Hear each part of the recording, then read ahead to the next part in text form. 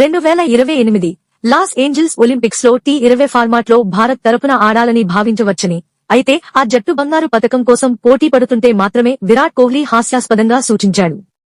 ఇటీవలి టాక్ షోలో ఒలింపిక్స్ కోసం నాకు తెలియదు, బహుశా మనం బంగారు పతకం కోసం ఆడుతున్నట్లయితే నేను ఒక గేమ్ కోసం దొంగచాటుగా వెళ్లి పతకం సాధించి ఇంటికి తిరిగి రావచ్చు అని పేర్కొన్నాడు. Please share and subscribe for more updates.